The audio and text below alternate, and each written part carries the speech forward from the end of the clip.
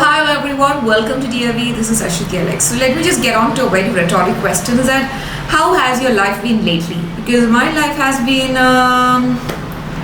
really great, I should say, because we think our life should go in such a way, but it comes to be something else, and then we turn it out to be something else. And that's pretty much similar throughout every individual's life. We think it's only happening to us, but similarly it's cut copy paste for God for everybody's life.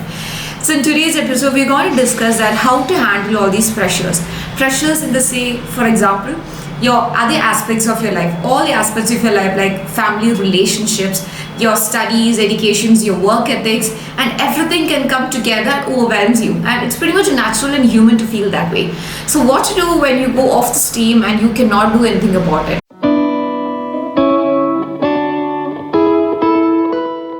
So the first step is to go get help. That is, yes, you need help. Maybe you need a medical professional's help, or maybe you need a counselor or a family relative to talk to. Maybe you just need someone to listen to your problems, and probably they can put you in the right perspective. All you need is someone to hear you, and more importantly, to give you constructive solutions and ways of your problem.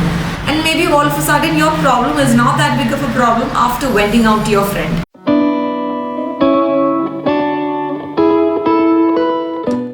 Second one, make a list of all the aspects of your life. One, in control. Second one, not in control.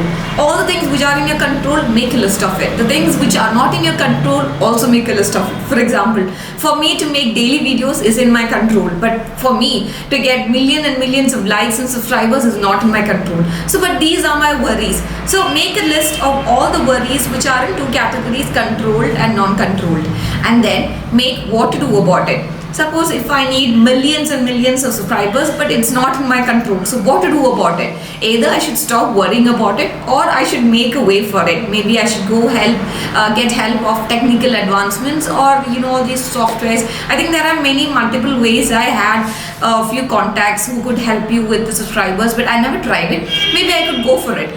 I'm just saying is that, see, even the problems that you think which is not under your control, there is a solution to it.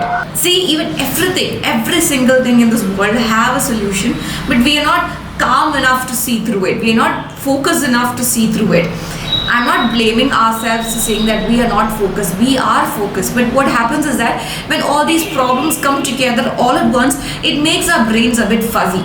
Okay, it totally blinds us of factual and the logical part of it, and we think only in the emotional way, and we say that I am a victim, I am a hopeless person, I have no solutions out. So that is the way out.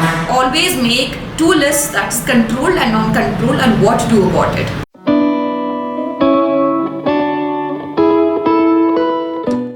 Next step is to make a plan. Yes, you must have seen plenty of videos and all these productive gurus saying that you should make short goals, long-term goals, and mid-term goals. Yes, these are essential for it. A person with plan is already a successful person than a person with no plan or no schedules. So always make a plan and make sure that stick to it and make a realistic one. I have made plenty of videos on how to make proper realistic plans where actually it cannot overwhelm you. So kindly go check that, and I'm sure that will help you also.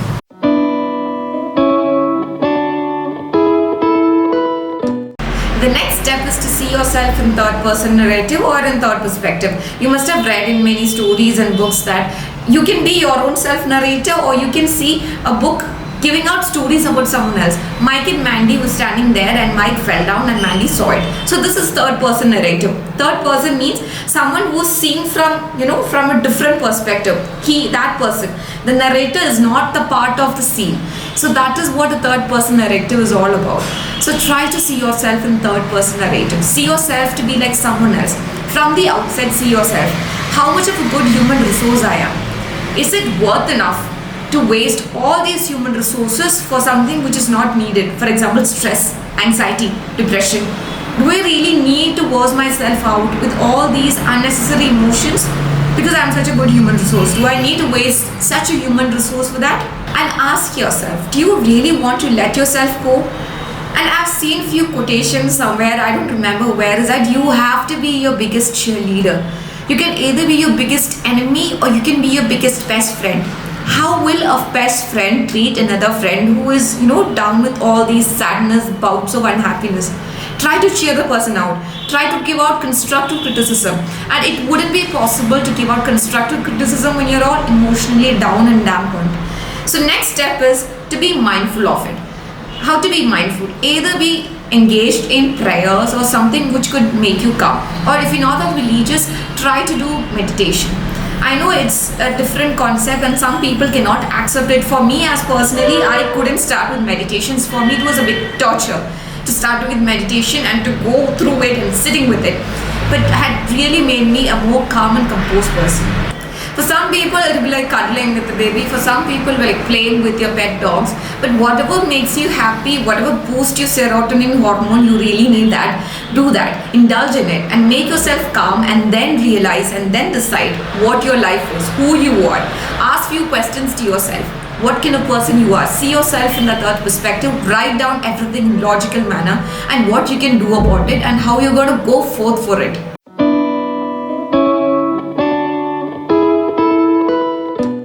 Next and the last step is to exercise or move your body.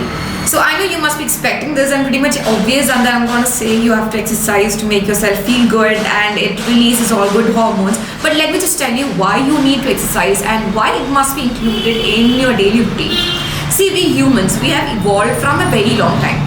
So we cavemen or the huntsmen, we either used to run behind our prey or run away from our predators. So it's in our body, in our blood. So if you don't run, what happens? Our system cannot proceed further. For example, you have a dog, you have a pit bull or a dog with lots of energy and you cannot keep on tying it to a cage. What happens? It becomes more aggressive and that's what happens to us. We have to spend that energy. We have to spend all these hormones of cortisols, all these unwanted emotions in our body, and once we just sweat it all out, we feel much better. And this is the most crucial part of it. Move your body to make yourself much better about you.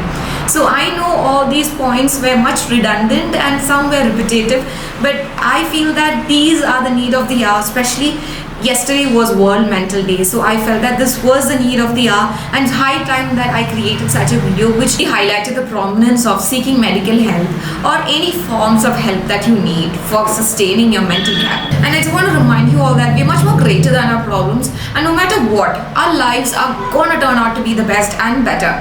And if I turn back and see to my life, I can see that I'm a better person with all these problems. Why? Only after that I have gotten over these problems, tackled it, found a way out, I can feel proud about myself. And I have honored a new skill set to again further proceed in my life. So I've heard this line like many times before. All these people are saying that, you know, all these problems made me. But it never clicked me. But now, right now, I'm saying this with all the depth and clarity and understanding that yes, our problems is what makes us. And more importantly, the solutions to these problems are gonna be our foundations to be who you are in the future. And just a disclaimer for everyone, just throwing it out, is that nobody is entitled to give you happiness. Nobody is entitled to give you happiness, just the way there's nobody is entitled to snatch away your happiness. Just remember that you yourself is responsible for your mental clarity, happiness, and all the other prosperity. Thank you all.